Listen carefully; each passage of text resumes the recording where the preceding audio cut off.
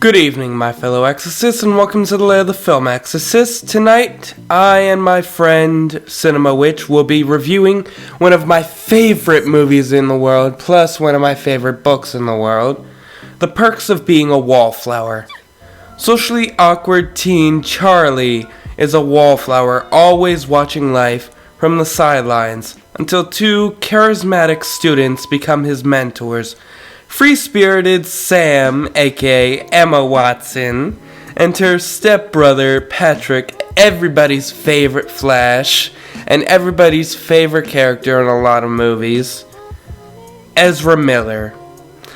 They help Charlie discover the joys of friendship, first love, music, and more, while a teacher sparks Charlie's dreams of becoming a writer. However, as his new friends prepare to leave for college, Charlie's inner sadness threatens to shatter his newfound confidence. Okay, well, that just got, sad. Are you talking about the movie?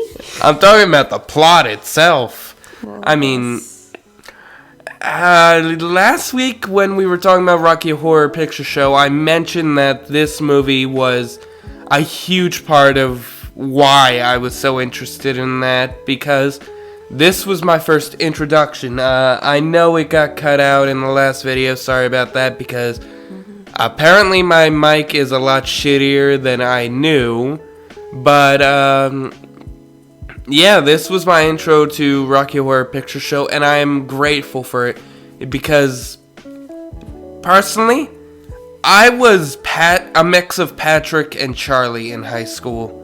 I was sad, alone, but also I was trying to be a free spirit and trying to spread my wings, where my friend here was mostly Charlie. Yeah. And she still kinda is. Yeah. Well, I mean, I've gotten better, haven't I? She is definitely the Emma Watson, more so. Yeah, I'm definitely Emma Watson nowadays. I mean, you know, manic pixie dream girl and all that good stuff. I mean, if you guys could see her right now in real life, she does have kind of a pixie cut. Thanks. Or the Wolfman cut. Anyway, the movie. You know, somewhat related, because it has to do with homosexuality. For a small part of it. No, I feel like it's a pretty big part of it. I mean, it's a side story it's Patrick's side story, for the most part.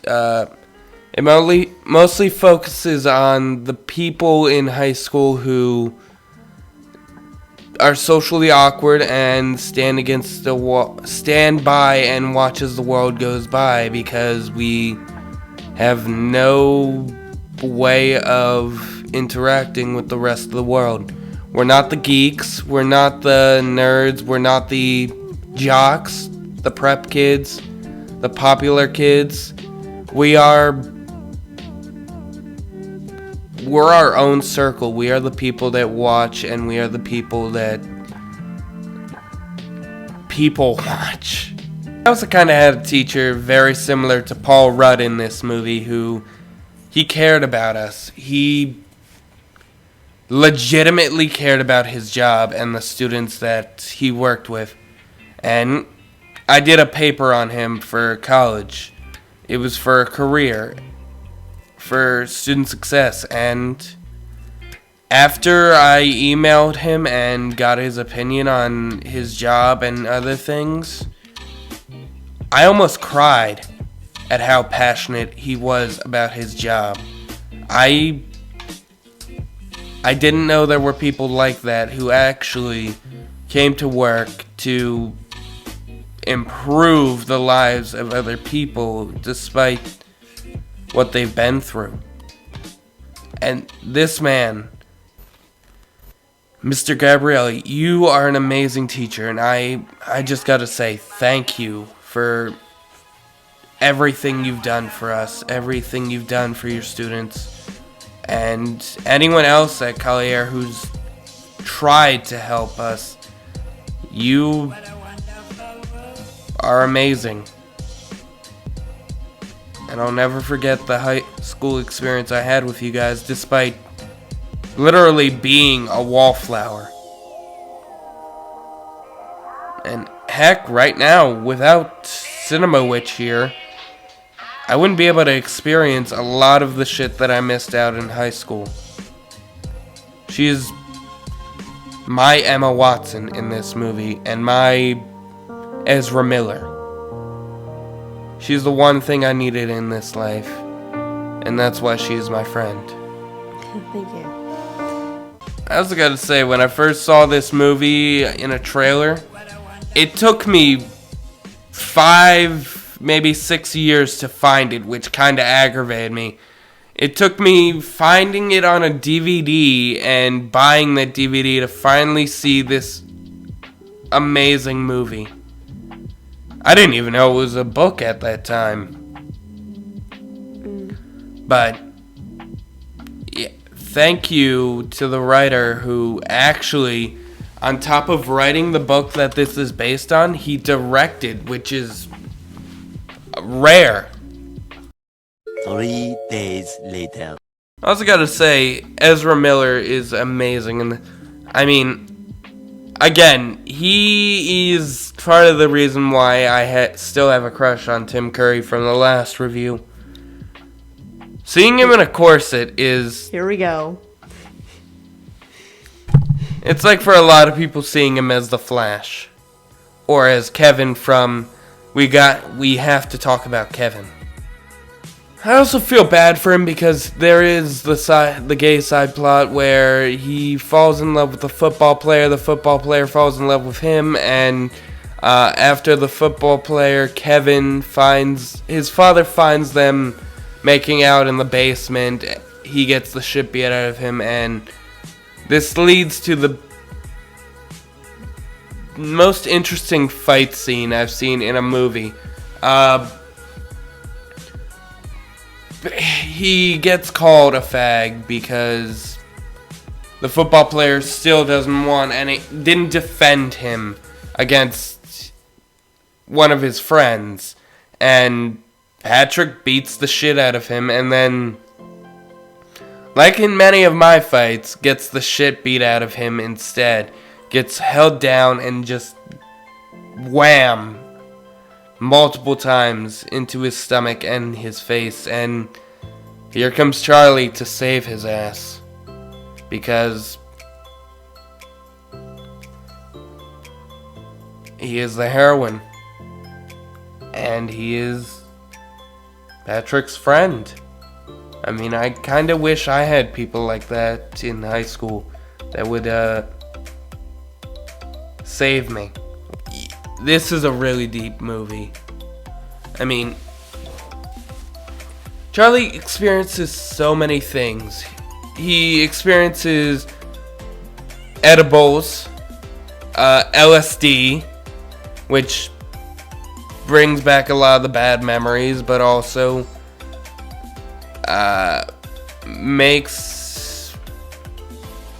it kind of helps him loosen up a bit.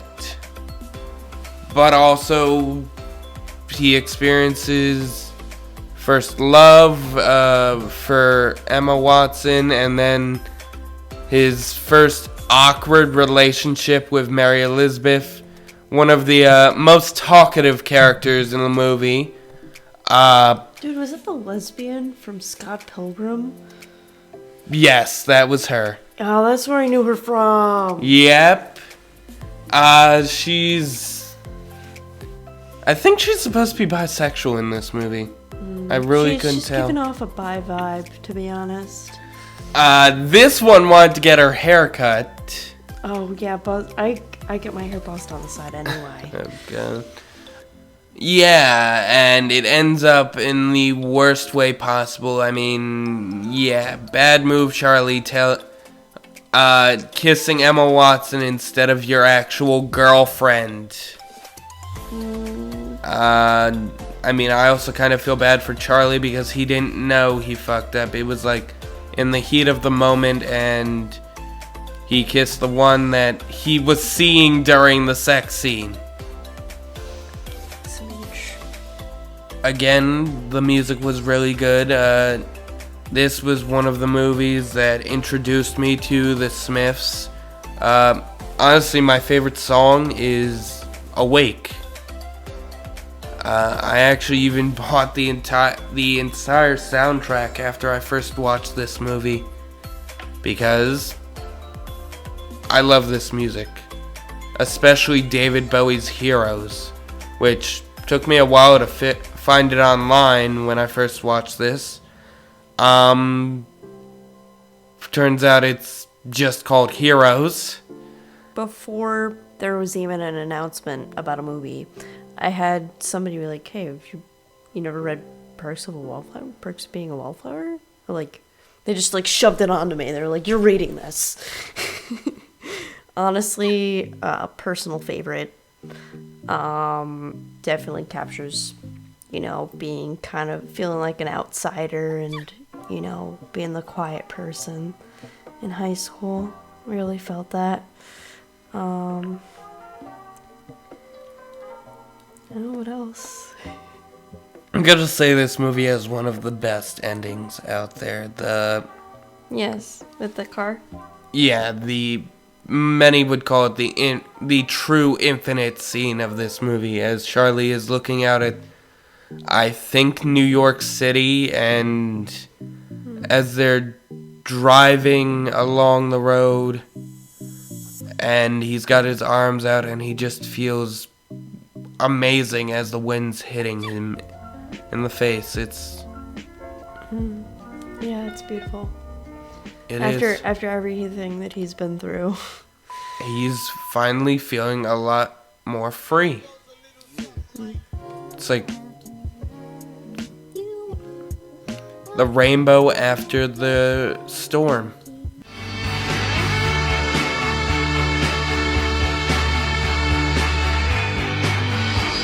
This movie is something that everyone needs to experience at least once, because we've all at least experienced a lot of these problems in this movie before, whether it's panic attacks, family drama, or just feeling alone and not having anyone to talk to or hang out with. And there was one thing I was kind of disappointed in with this movie. There really wasn't that one scene from the book where he goes to visit his teacher at his home and meets his teacher's wife, and they hang out for like a weekend. I was kind of disappointed at that, but I haven't read that book in ages. I feel like I need to reread it. Yeah, it was an interesting scene. Like, you're visiting your teacher over the summer to get more books, but also I oddly remember also Patrick kept going to this one gay park where he'd meet with different men. That's true. Yeah, that was a part of the book. It's interesting we didn't get that in this movie, but also I guess a lot of people would have been against it, or they would have. The runtime was pretty short, to be honest. It's like an hour and 49 minutes. But honestly, this is an A triple plus for me, because again, it is one of my favorite movies. It is one of my favorite teen romance movies out there, or teen dramas out there, and I'm sorry to my third girlfriend, but nobody's ever gonna change my mind about this movie. This is brilliant. What about you? I love this movie. This is the first time that I saw it ever.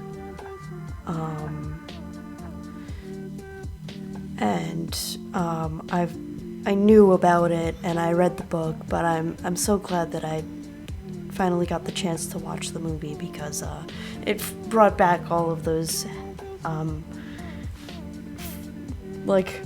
don't know, it felt very high school. All of my high school memories. So yeah, I really liked it. Anyway.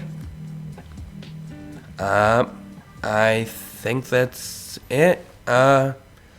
This has been our review of The Perks of Being a Wallflower. I think next week we might do The Fault in Our Stars. We are getting back to Harley Quinn soon, but things are a bit off now because I've got a play that I'm doing at school that's taken up a lot of my time. I'm also a bit behind in acting class, and Jenny's also got a lot of stuff going on with her car and I've always adulting. got stuff going on with my car. I hate cars. But yeah, we're definitely gonna get to the season 2 review of Harley Quinn soon. But for now, we're just gonna do small movies like The Fault in Our Stars. But yeah, have a great night. Thanks for watching, and stay fabulous. And stay infinite.